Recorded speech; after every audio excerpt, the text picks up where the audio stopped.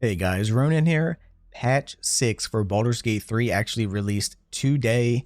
I am really excited for this because there are so many changes, a ton of great changes.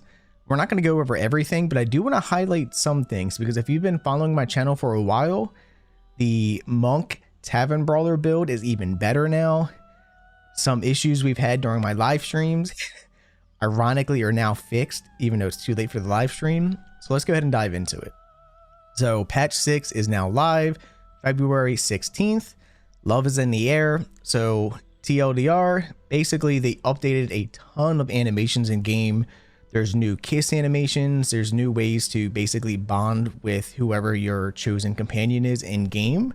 And that alone, I think, is really nice because it adds a little bit more immersion to the game. But as we go down, like you can see the forehead kiss here, this kind of different kiss with Shadowheart.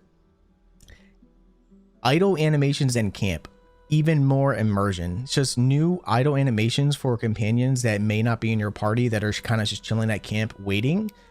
It adds so much more to the game. This game, even though I find it to be really fun on honor mode and I like the challenge, a lot of people play this for RP reasons because it's essentially D&D the game, right? Well, now it's even more immersive because of this as well, which is just stacking on top of the other animations is just really fantastic. But they said improvements and fixes galore. So there is a lot to go down. Automatically, let's start out with one of the best ones.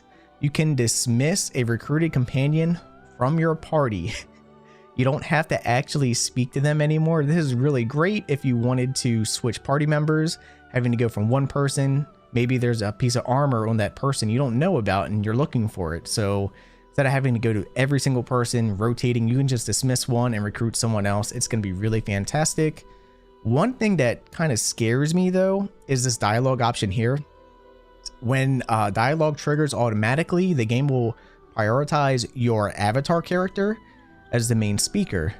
For some people, this could be really great, especially if your main character is charisma based. However, this isn't good for everyone. Some characters, like if you're playing a character that doesn't use charisma whatsoever for your avatar, you're most likely going to be relying on another character to be your NPC speaker, the face of your party. So having this automatically choose your avatar at times may actually have some downsides because you may not have the saving throws that you need to pass that check if there are any checks in that dialogue. All right, so some things that are really cool. So they talk about some like animations here. If you want to read them, feel free. There's a ton of stuff to go over. New combat mode for honor mode. Like they added even more things. They fixed a lot of glitches. But so let's go ahead and the things I really wanted to point out. So increase the number of valid methods of knocking out Minthara to recruit her. So for those who are new to Baldur's Gate, Minthara is usually an evil-esque character that before you had to go through a lot of like glitches and bugs to recruit her on a good play style. That's no longer the case. Last patch, they updated it to where you can recruit her. I tried it. Apparently I didn't do it right, so she ended up just dying anyway. Now, apparently they fixed it, so there's even more methods to knock her out and recruit her. Which has me a little salty because everyone in my stream was super excited to get Minthara going. So it is what it is. You can tell Halson about the Kaga letter, which I think is fantastic. Even more, it's just development for certain quests and characters in game. There's so much more here. Definitely check out the website. I'll have it linked in the description down below. But something else I did want to show here that I think is really great. If we find Monk here, or I'm sorry, Tavern brawler. Here we go. So the Tavern brawler feat now applies the bonus to improvised weapon attacks. Sometimes it glitched didn't do that, which was a little annoying. So if you were playing like a monk hybrid with Barbarian, this may be something you were using and not actually getting all the damage and stuff that you needed. So this is nice that it does that, but here is where it gets really good. So, all right.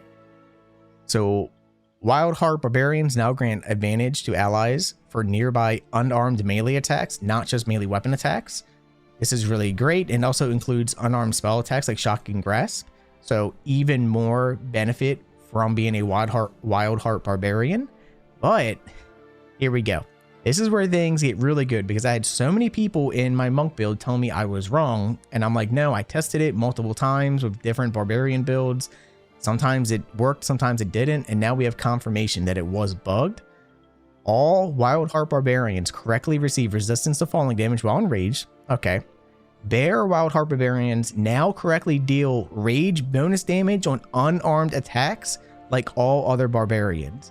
I knew I was right. It's just for the bear specific one, it was glitched, and now it's fixed. So Tavern Brawler Barbarian Monk is back on board. I'm really excited because that was one of my favorite builds. It's a little outdated. It does need updates, in my opinion, to make it more of a fluent endgame build now, but still very, very strong, and I'm really excited for it.